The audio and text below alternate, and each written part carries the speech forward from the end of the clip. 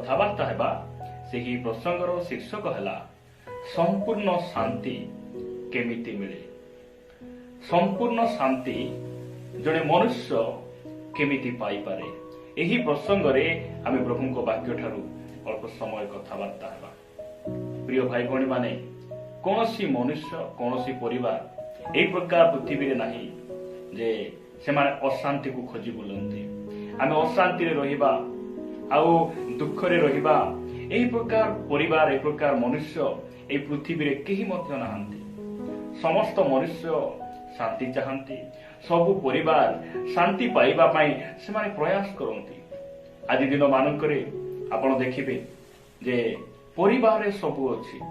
से मानकर जॉब अछि, तांको पाखरे एजुकेशन अछि, से माने उच्च शिक्षित अटंती, से मानक पाखरे टंका अछि, सोना अछि, किंतु से माने संपूर्ण शांति को से माने आज प्राप्त होई नांती।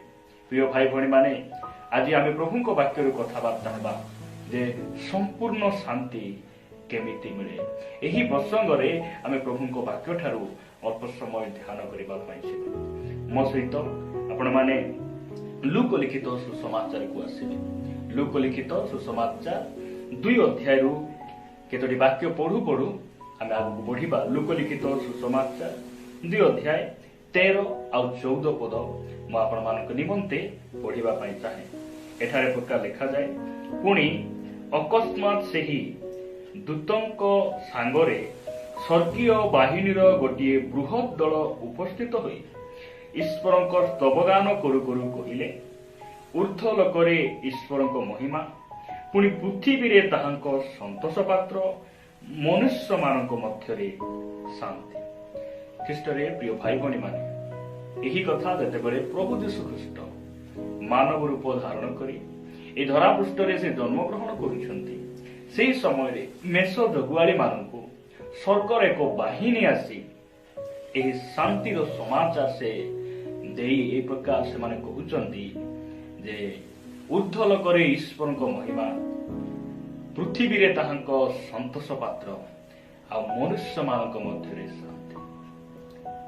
प्रिय प्रभु को लोक माने मो आपण मानक कहिबा पई चाहे जे प्रभु यीशु ख्रीष्ट ए धरा पृष्ठ को से रोग सुस्थ करिबा पई केवल आम पाप निमंते क्रूसरे मृत्युवरण करिबा पई से आसी नथिले।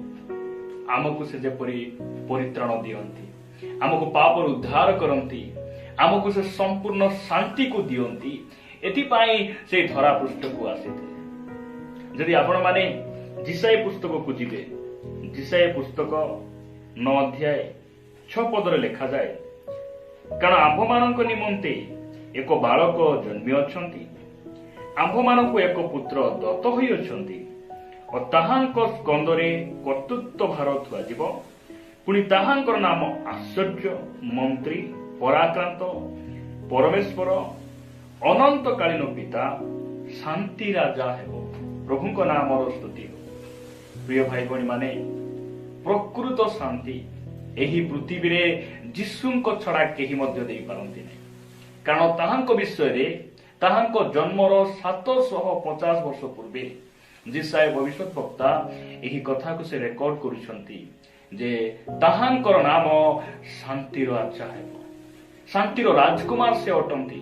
जीशुंक बिना एही पृथ्वी रे वास्तव शांति, प्रकृत शांति, संपूर्ण शांति देवा व्यक्ति केही मध्य नाहंती, केही मध्य नाहंती। प्रभुंक नाम स्तुति हो। प्रिय भाई भौणी मान कहबा पई चाहे, आपण गोटे अशांति दे जाउछंती कि, आपण गोटे दुख दे जाउछंती कि, आपणकर अशांति, आपणकर दुख को, आपणकर समस्त अमंगल को जीशु मंगल रे परिणत करि परिबे। से सामर्थी प्रभु अटंती आ वास्तव संपूर्ण शांति केवल जीशु देई पारंती। ताहांक छड़ा ए पृथ्वी रे केही मध्य शांति देई पारंती नै, देई पारंती नै। जदि आपण माने मो सहित एफिसियो पुस्तक को आसीबे, एफिसियो पुस्तक 2 अध्याय 14 पदरे साधु पाउल ए प्रकार कहंती, कारण से तो आंभ मानक शांति, से शत्रुता स्वरूप मध्यवर्ती विच्छेद प्राचीर भग्न करी उभय को एक करी अछंती। प्रभु को नाम स्तुति हो। से तो आमर शांति किए प्रभु यीशु ख्रीष्ट, से ही आमर शांति अटंती। এই জগତ ମଧ୍ୟରେ ଜଣେ ମନୁଷ୍ୟ ଶାନ୍ତି ପାଇବାର ଅଛି, ସମ୍ପୂର୍ଣ୍ଣ ଶାନ୍ତି ପ୍ରାପ୍ତ ହେବାର ଅଛି, ଯୀଶୁଙ୍କ ଛଡା କେହି ମଧ୍ୟ ଦେଇପାରିବେ ନାହିଁ। ଆପଣମାନେ ଯୋହନ ଲିଖିତ ସୁସମାଚାର 14 ଅଧ୍ୟାୟକୁ ଆସିବେ। 14 ଅଧ୍ୟାୟ 27 ପଦରେ ପ୍ରଭୁ ଯୀଶୁ ଖ୍ରୀଷ୍ଟ ଏ ପ୍ରକାର କହନ୍ତି, ମୁଁ ତୁମ୍ଭମାନଙ୍କୁ ଶାନ୍ତି ଦାନ କରି ଯାଉଅଛି, ମୋର ନିଜର ଶାନ୍ତି ତୁମମାନଙ୍କୁ ଦାନ କରୁଅଛି। ଜଗତ ଯେପରି ଦାନ କରେ, ମୁଁ ତୁମ୍ଭମାନଙ୍କୁ ସେପରି ଦାନ କରୁନାହିଁ। ତୁମ୍ଭମାନଙ୍କ ହୃଦୟ ଉଦ୍ବିଗ୍ନ କି ଭୟଗ୍ରସ୍ତ ନ ହେଉ। ପ୍ରଭୁ ଯୀଶୁ ଖ୍ରୀଷ୍ଟ ଏଠାରେ ଏକ ଗୁରୁତ୍ୱପୂର୍ଣ୍ଣ କଥା ସେ କହୁଛନ୍ତି ଯେ ଜଗତ ଯେପରି ଶାନ୍ତି ଦାନ କରେ, ମୁଁ ସେହିପରି ଶାନ୍ତି ମୁଁ ତୁମକୁ ଦେଉନାହିଁ। ପ୍ରଭୁ ଯୀଶୁ ଖ୍ରୀଷ୍ଟ କହିବା ଅନୁସାରେ ଜଗତରେ ମଧ୍ୟ ଶାନ୍ତି ଅଛି, ଜଗତ ମଧ୍ୟ ଶାନ୍ତି ଦିଏ, କିନ୍ତୁ ସମ୍ପୂର୍ଣ୍ଣ ଶାନ୍ତି କେବଳ ଯୀଶୁ ଦିଅନ୍ତି। ବାସ୍ତବ ଶାନ୍ତି କେବଳ ଯୀଶୁ ଦିଅନ୍ତି। ବେଳେ ବେଳେ ଯଦି ଆମର ରୋଜଗାର ବଢିଯାଏ, ଟଙ୍କା ବେଶୀ ଆମମାନଙ୍କର ଆକାଉଣ୍ଟରେ ଜମା ହୁଏ, ସେ ସମୟରେ ମନୁଷ୍ୟ ଭାବେ ଯେ ମୁଁ ଏଥର ଶାନ୍ତିରେ ରହିପାରିବି, ମୁଁ ସମ୍ପୂର୍ଣ୍ଣ ଭାବରେ ମୋର ଯାହା ଲକ୍ଷ୍ୟକୁ ମୁଁ କଣ କରିଛି, ମୁଁ ପ୍ରାପ୍ତ ହେଇଛି, ଏ ପ୍ରକାର ସେ ମନ ମଧ୍ୟରେ ଚିନ୍ତା କରେ। ମାତ୍ର ଏହି ଜଗତରେ ଟଙ୍କା ଦ୍ୱାରା ପାଇଥିବା ଶାନ୍ତି, କୌଣସି ଯଦି ଆକ୍ସିଡେଣ୍ଟ ଆସିବ, ରୋଗ ଆସିବ, ସେ ସବୁ ଟଙ୍କା ଖର୍ଚ୍ଚ ହେଇଗଲା ପରେ ପରିବାରରେ ଆହୁରି ମନମାଳିନ, ପରିବାରରେ ଅଶାନ୍ତି ଉତ୍ପନ୍ନ ହେବ। ପ୍ରିୟ ଭାଇ ଭଉଣୀ ମାନେ, ପ୍ରଭୁ ଯୀଶୁ ଖ୍ରୀଷ୍ଟଙ୍କ ଛଡା ଶାନ୍ତି କେହି ଦେଇପାରନ୍ତି ନାହିଁ। ଆଜି ଅନେକ ଯୁବା ଯୁବତୀ, ବିବାହିତ ମହିଳା ପୁରୁଷ, ସ୍ତ୍ରୀ ଥାଉ ଥାଉ ଆଉ ଗୋଟେ ସ୍ତ୍ରୀ ପଛରେ, ସ୍ୱାମୀ ଥାଉ ଥାଉ ଆଉ ଗୋଟେ ସ୍ୱାମୀ ପଛରେ, ଯଦି ଆପଣ ମାନେ ସମୀରଣୀୟ ସ୍ତ୍ରୀ କଥା ଚିନ୍ତା କରିବେ, ସେ ଶାନ୍ତିକୁ ପାଇବା ପାଇଁ, ସମ୍ପୂର୍ଣ୍ଣ ଶାନ୍ତି ପାଇବା ପାଇଁ ସେ ନିଜର ଜୋତା ଭଳି, ନିଜ ଚପଲ ଭଳି ସେ ପାଞ୍ଚଟା ସ୍ୱାମୀକୁ ସେ ବଦଳାଉଛନ୍ତି, ମାତ୍ର ସେ ଶାନ୍ତିକୁ ପାଇପାରୁନାହାନ୍ତି। ଯେତେବେଳେ ପ୍ରଭୁ ଯୀଶୁ ଖ୍ରୀଷ୍ଟଙ୍କୁ ସେ ସାକ୍ଷାତ କରୁଛନ୍ତି, ତାହାଙ୍କର ଜୀବନ ବଦଳି ଯାଉଛି, ସେ ଆନନ୍ଦରେ ପରିଣତ ହେଉଛନ୍ତି, ସେ ସମ୍ପୂର୍ଣ୍ଣ ଶାନ୍ତିକୁ ଭୋଗ କରୁଛନ୍ତି। ଆଉ ସେ ପାଣି ଆଣିଯିବା ସେ କଳସକୁ ଛାଡି ସେ ନିଜ ନଗରକୁ ସେ ଧାଉଛନ୍ତି। ମୁଁ ଜଣେ ବ୍ୟକ୍ତିକୁ ଭେଟିଛି, ମୁଁ ମସିହକୁ ସାକ୍ଷାତ କରିଛି। ଖ୍ରୀଷ୍ଟରେ ପ୍ରିୟ ଭାଇ ଭଉଣୀ ମାନେ, ମୁଁ ଆପଣମାନଙ୍କୁ କହିବା ପାଇଁ ଚାହେଁ, ଯଦି ଆପଣ ଗୋଟେ ଅଶାନ୍ତି ଦେଇ ଯାଉଛନ୍ତି, ଆପଣ ନିର୍ଯାତନା ମଧ୍ୟରେ ଅଛନ୍ତି, ଆପଣ ଉପଦ୍ରବ ପ୍ରାପ୍ତ ଅଟନ୍ତି, ଆପଣଙ୍କୁ ମୁଁ କହିବା ପାଇଁ ଚାହେଁ, ଆପଣଙ୍କୁ କେବଳ ଯୀଶୁ ହିଁ ସେହି ସବୁ ବନ୍ଧନରୁ ସେ ମୁକ୍ତ କରିବେ। ଯୀଶୁ ହିଁ ଆପଣଙ୍କୁ ଶାନ୍ତି ଦେଇପାରିବେ। ସମ୍ପୂର୍ଣ୍ଣ ଶାନ୍ତି ସେ କେବଳ ଦିଅନ୍ତି। ପ୍ରିୟ ଭାଇ ଭଉଣୀ, ଜଗତ ଯେପରି ଦାନ କରେ, ସେହି ପ୍ରକାର ସେ ଦାନ କରନ୍ତି ନାହିଁ। ଜଗତରେ ଯାହା ସବୁ ଆମେ ପାଇଛୁ ପ୍ରିୟ ଭାଇ ଭଉଣୀ ମାନେ, ତାହା ଗୋଟେ ଦିନ ସରିଯିବ, କ୍ଷୟ ପାଇଯିବ। ଆମମାନଙ୍କର ମୃତ୍ୟୁରେ ସବୁ କିଛି ଆମକୁ ଛାଡି ଯିବାକୁ ପଡିବ। ମାତ୍ର ଖ୍ରୀଷ୍ଟ ଆମମାନଙ୍କୁ ଯେଉଁ ଶାନ୍ତି ଦେଇଛନ୍ତି, ଏହି ଜଗତ, ରୋଗ, ମୃତ୍ୟୁ, କୌଣସି ଲୁହ, ଅଭାବ, ନିନ୍ଦା, ତାଳନା ଆମକୁ ସେହି ଶାନ୍ତି ଠାରୁ ଅଲଗା କରିପାରିବ ନାହିଁ। ସେହି ଶାନ୍ତିକୁ କେହି ହରଣ କରି ନେଇ ପାରିବେ ନାହିଁ। ଆଉ ସେହି ଶାନ୍ତି ଦେବା ପାଇଁ ପ୍ରଭୁ ଯୀଶୁ ଖ୍ରୀଷ୍ଟ ଏ ଧରା ପୃଷ୍ଠକୁ ଆସିଲେ। ଆଉ ସେହି ଶାନ୍ତି ଆପଣଙ୍କୁ ଆଜି ଦେବା ପାଇଁ ସେ ପ୍ରସ୍ତୁତ ଅଟନ୍ତି। ଆଜି ମଧ୍ୟ ତାଙ୍କ ପାଖରେ ସେ ଶାନ୍ତି ସରି ନାହିଁ। ଖ୍ରୀଷ୍ଟରେ ପ୍ରିୟ ଭାଇ ଭଉଣୀ ମାନେ, ସେ ଆମର ସମ୍ପୂର୍ଣ୍ଣ ଶାନ୍ତିଦାତା ଅଟନ୍ତି, ସେ ଶାନ୍ତିର ରାଜକୁମାର ଅଟନ୍ତି। ପ୍ରଭୁଙ୍କ ନାମର ଗୌରବ ହଉ। ମୁଁ ଆପଣମାନଙ୍କୁ କହିବା ପାଇଁ ଚାହେଁ, ଆପଣମାନେ ମୋ ସହିତ ହିତୋପଦେଶକୁ ଆସିବେ। ହିତୋପଦେଶ ଯଦି ଆପଣମାନେ 3 ଅଧ୍ୟାୟକୁ ଆସିବେ, ସମ୍ପୂର୍ଣ୍ଣ ଶାନ୍ତି ଆମେ କେମିତି ପାଇବା? ସମ୍ପୂର୍ଣ୍ଣ ଶାନ୍ତି। ହିତୋପଦେଶ ପୁସ୍ତକ ପଢିବା ପୂର୍ବରୁ ଆପଣମାନଙ୍କୁ ମୁଁ ଜିସାୟ ପୁସ୍ତକ ନିକଟକୁ ନେବା ପାଇଁ ଚାହେଁ। ଜିସାୟ ପୁସ୍ତକ ଆପଣମାନେ 26 ଅଧ୍ୟାୟକୁ ଆସିବେ। ଜିସାୟ ପୁସ୍ତକ 26 ଅଧ୍ୟାୟ ମୁଁ ଆପଣମାନଙ୍କ ନିମନ୍ତେ 3 ପଦ ପଢିବା ପାଇଁ ଚାହେଁ। ଲେଖାଯାଏ, ଯାହାର ମନ ତୁମ୍ଭଠାରେ ସ୍ଥିର ଥାଏ, ତାହାକୁ ତୁମେ ସମ୍ପୂର୍ଣ୍ଣ ଶାନ୍ତିରେ ରଖିବ, କାରଣ ସେ ତୁମ୍ଭଠାରେ ନିର୍ଭର ରଖେ। ପ୍ରଭୁଙ୍କ ନାମର ଗୌରବ। ସମ୍ପୂର୍ଣ୍ଣ ଶାନ୍ତି ପାଇବା ପାଇଁ ଜଣେ ମନୁଷ୍ୟ କଣ କରିବାକୁ ପଡିବ? ପରମେଶ୍ୱରଙ୍କ ଉପରେ ନିର୍ଭର କରିବା ପାଇଁ ପଡିବ। ବାକ୍ୟ ଏହା କହେ ପ୍ରିୟ ଭାଇ ଭଉଣୀ ମାନେ, ଲେଖାଯାଏ ଯେ ଯାହାର ମନ, ଯେକୌଣସି ବ୍ୟକ୍ତିର ମନ ଯଦି ପ୍ରଭୁଙ୍କ ଠାରେ ସ୍ଥିର ଅଛି, ତାହେଲେ ପରମେଶ୍ୱର ସେହି ବ୍ୟକ୍ତିକୁ ସମ୍ପୂର୍ଣ୍ଣ ଶାନ୍ତିରେ ରଖିବେ। ମୁଁ ପ୍ରଭୁଙ୍କୁ ଧନ୍ୟବାଦ ଦିଏ ଯେଉଁ ବ୍ୟକ୍ତିମାନଙ୍କୁ ପରମେଶ୍ୱର ସମ୍ପୂର୍ଣ୍ଣ ଶାନ୍ତିରେ ରଖିଥିଲେ। ପିତର ସେ କାରାଗାରରେ ଥିଲେ। ଯାକୁବକୁ ହେରୋଦ ରାଜା ବେକ କାଟିଦେଲା ପରେ, ହତ୍ୟା କଲା ପରେ ମଧ୍ୟ ସେ ବିପଦରେ ଥିଲାବେଳେ ମୁଁ ବିଶ୍ୱାସ କରେ ଯେ ପିତରଙ୍କର ମନ ପ୍ରଭୁଙ୍କ ଠାରେ ସ୍ଥିର ଥିଲା। ଦାନିଏଲ ସିଂହ ଗର୍ତ୍ତରେ ପଡ଼ିଲା ପରେ ମଧ୍ୟ ପ୍ରଭୁଙ୍କ ଠାରେ ସ୍ଥିର ଥିଲେ। ତାହାଙ୍କର ମନ ପ୍ରଭୁଙ୍କ ଉପରେ ଥିଲା, ଭରସା ପରମେଶ୍ୱର ଥିଲେ, ଆଉ ପରମେଶ୍ୱର ସେମାନଙ୍କୁ କୌଣସି କ୍ଷତି ହେବା ପାଇଁ ଦେଲେ ନାହିଁ। ସଦ୍ରକ, ମୈଶକ, ଅବେଦନଗ ସେମାନେ ପ୍ରଭୁଙ୍କ ଉପରେ ନିର୍ଭର କଲେ। ତାହାଙ୍କର ମନ ପ୍ରଭୁଙ୍କ ଠାରେ ସ୍ଥିର ରହିଲା, ଆଉ ପରମେଶ୍ୱର ସେମାନଙ୍କୁ ଶାନ୍ତିରେ ରଖିଲେ। ସେମାନଙ୍କର କିଛି ମଧ୍ୟ କ୍ଷତି ହେଲା ନାହିଁ।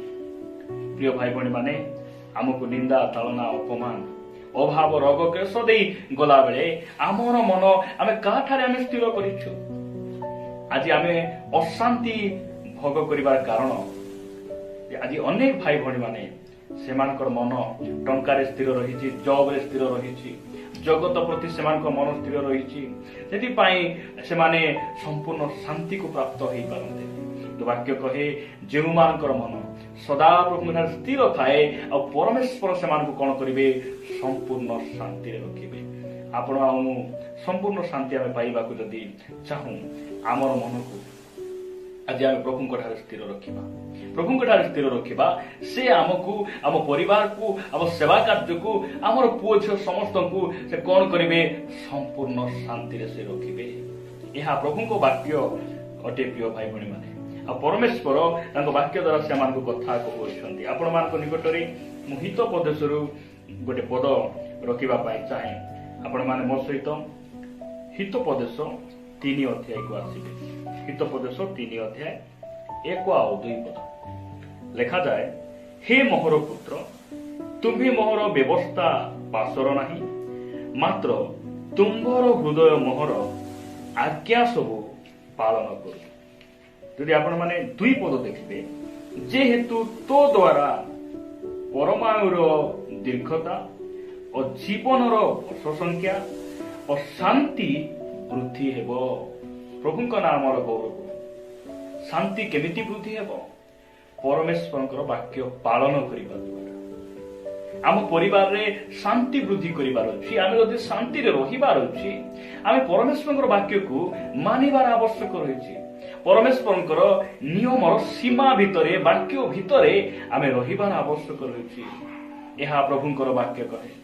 ଖ୍ରୀଷ୍ଟରେ ପ୍ରିୟ ଭାଇ ଭଉଣୀ ମାନେ, ପ୍ରଭୁ ଆମକୁ କହିଛନ୍ତି ଯେ ସ୍ୱାମୀ ଆପଣା ସ୍ତ୍ରୀକୁ ଆତ୍ମତୁଲ୍ୟ ପ୍ରେମ।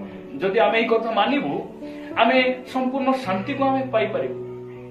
ପ୍ରଭୁ କହିଛନ୍ତି, ଆମ୍ଭେ ତୁମର ପ୍ରତିପାଳକ। ଯଦି ଆମେ ସେ ପ୍ରତିପାଳକ ଉପରେ ଆମେ ନିର୍ଭର କରିବୁ, ଆମ ଜୀବନରେ ଆମେ ଅଶାନ୍ତିକୁ ଦେଖିବୁ ନାହିଁ। ସେ ଆମକୁ କହିଛନ୍ତି, ତୁମଠାରେ ଯାହା କିଛି ଅଛି ସେଥିରେ ତୁମେ ସନ୍ତୁଷ୍ଟ ରୁହ। ଆମେ ତୁମକୁ କେବେ ମଧ୍ୟ ଛାଡ଼ିବା ନାହିଁ, କେବେ ପରିତ୍ୟାଗ କରିବା ନାହିଁ। এই ସବୁ ବିଷୟ ଯଦି ଆମେ ମାନିଥାନ୍ତୁ, ଆମେ କେବେ ମଧ୍ୟ ଅଶାନ୍ତି ଭୋଗ କରିନଥାନ୍ତୁ। ଆଜି ଅନେକଙ୍କ ମନରେ ଅଶାନ୍ତି, କାରଣ ଆମେ ପରମେଶ୍ୱରଙ୍କର ବାକ୍ୟର ଆଜ୍ଞାବହ ହେଇନାହୁଁ।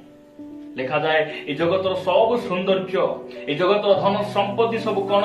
ଗୋଟେ ଫୁଲ ସଦୃଶ୍ୟ ଅଟେ, ପାଣିର ଫୋଟକା ପରି ଅଟେ, ଯେ ଏ ସବୁ ବିଷୟ ଗୋଟେ ଦିନ କ୍ଷୟ ପାଇବ। ଆମେ ଏ ଜଗତରେ ଯାହା ସବୁ ପାଇଛୁ ଗୋଟେ ଦିନ ଛାଡ଼ି ଆମର ବାସ୍ତବ ଘରକୁ, ପିତାଙ୍କ ନିକଟକୁ ଆମକୁ ଯିବାକୁ ହେବ। ଏହି କଥା ଯଦି ଆମେ ଗ୍ରହଣ କରିଥାନ୍ତୁ, ଆଜି ଶାନ୍ତି ପାଇବା ପାଇଁ ଟଙ୍କାର ପଛରେ, ଜଗତର ଅଭିଳାଷ ପଛରେ, ନାମ, ମର୍ଯ୍ୟାଦା, ପ୍ରତିଷ୍ଠିତ, ମାନ୍ୟଗଣ ହେବାରେ ଇଚ୍ଛା ଶକ୍ତି, ଏସବୁ ବିଷୟରେ ଆମେ ଅଗ୍ରସର ହେଇନଥାନ୍ତୁ। ପ୍ରିୟ ଭାଇ ଭଉଣୀ ମାନେ, ଆମେ ପ୍ରଭୁଙ୍କର ବାକ୍ୟକୁ ମାନିବା।